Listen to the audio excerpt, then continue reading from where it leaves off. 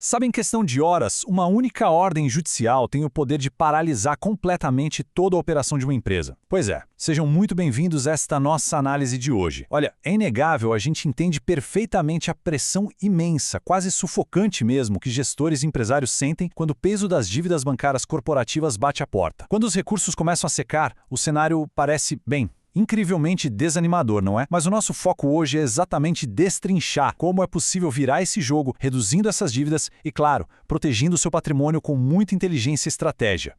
Ok, vamos mergulhar nisso. Porque parece que o banco sempre tem as cartas na manga.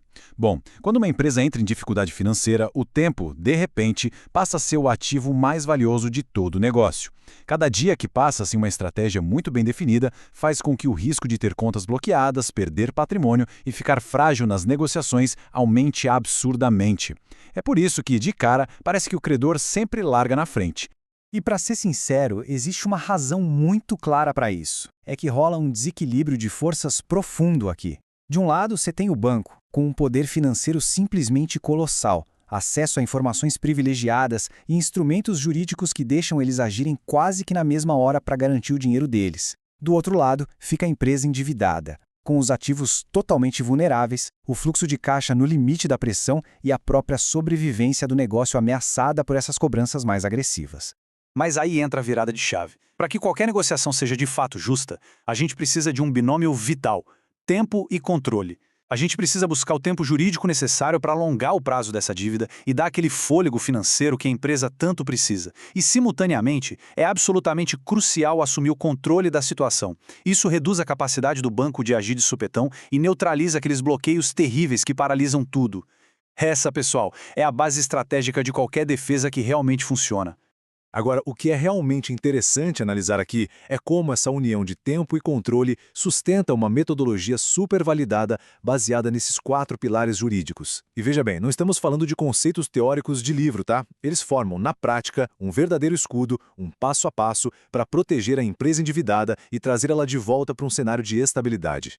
O nosso primeiro pilar exige um diagnóstico super profundo: a gestão de passivo bancário. Ela começa mapeando nos mínimos detalhes de onde essas dívidas estão vindo. É preciso colocar uma lupa em todos os contratos financeiros para identificar juros abusivos, cláusulas irregulares e aquelas cobranças indevidas, sabe? Mais do que isso, é nessa etapa que a gente avalia os verdadeiros riscos tanto para a empresa quanto para os bens pessoais dos sócios. Sem esse mapa inicial, bom, qualquer defesa vira um tiro no escuro.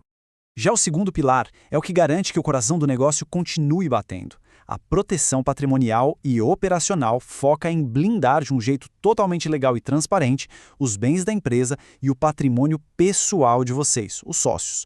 O grande objetivo aqui é garantir que a estrutura essencial da operação, seja aquele maquinário vital, o estoque, a frota de veículos ou as contas do dia a dia, continue funcionando e gerando receita, mesmo que a tempestade das cobranças judiciais esteja rolando lá fora.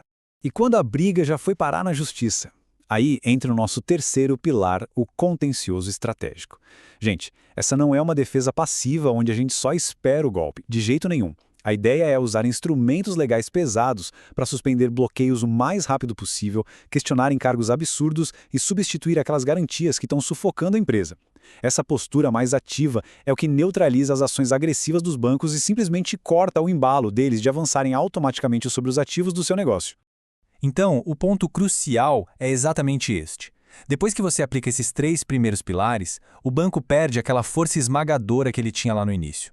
O credor percebe que a via expressa dele na justiça foi bloqueada. E aí, com a empresa protegida e o tempo jogando a nosso favor, a negociação, que é o nosso quarto pilar, finalmente acontece de igual para igual. É só agora que a gente consegue fechar acordos que são verdadeiramente justos, com parcelas e descontos que realmente cabem no bolso e na capacidade de pagamento da empresa. Claro que, para conseguir executar toda essa estrutura de forma impecável, não dá para improvisar. Você precisa estar ao lado de quem domina esse campo de batalha. E é aí que brilha o escritório Nogueira Pinto Advogados, com sede em Brasília, que, como a gente sabe, é o grande centro político e jurídico do Brasil. Eles têm uma atuação estratégica de altíssimo nível, direto nos principais órgãos e tribunais, entregando um serviço de excelência com alcance em todo o território nacional. E isso ilustra brilhantemente a bagagem que eles carregam. Esses números, 17 e 15, falam por si só. Eles representam os anos de sólida experiência, formação e atuação jurídica dos sócios Aldemir Nogueira e Elis Cristina. É uma trajetória construída na base de muita excelência técnica e dedicação intensa para resolver os casos mais complexos que você possa imaginar no direito empresarial. E olha, essa experiência toda definitivamente não fica só no papel.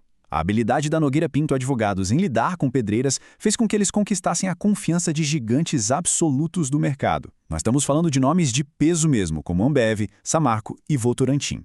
Ter essas multinacionais no portfólio prova sem sombra de dúvida que eles têm autoridade e capacidade de sobra para proteger operações de qualquer tamanho contra as instituições financeiras.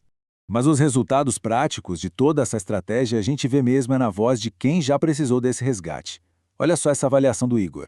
Ele destaca a atenção, a honestidade e esse compromisso quase obstinado da equipe em buscar o melhor resultado possível. É esse tipo de feedback que mostra um nível de dedicação real do escritório. Vamos avançar e ver como isso se constrói ainda mais a fundo. O Django, por exemplo, foca muito nessa postura proativa deles. A atuação do escritório vai muito além de só apagar incêndio na hora da crise. Eles fazem um planejamento preventivo constante, propondo soluções que evitam novas dores de cabeça e dão aquele tão sonhado respiro a longo prazo para a empresa. E no fim das contas, é exatamente essa transparência que traz a paz de espírito de volta para o empresário.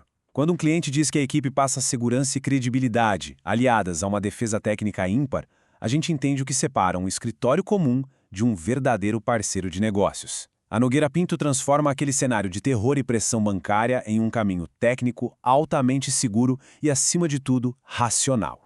Então, para a gente fechar a nossa análise de hoje, eu deixo uma reflexão provocativa. Diante da ameaça do banco, você vai ficar esperando o estrago acontecer e as contas congelarem para só então reagir? Ou vai tomar a frente e agir estrategicamente para garantir a sobrevivência do seu negócio? Lembrem-se sempre disso. Não existe negociação justa quando o banco tem um controle total da situação. Retomar as rédeas e diminuir essas dívidas exige especialista, exige planejamento e atitude. Pensem nisso. Muito obrigado por acompanharem a nossa apresentação e até a próxima!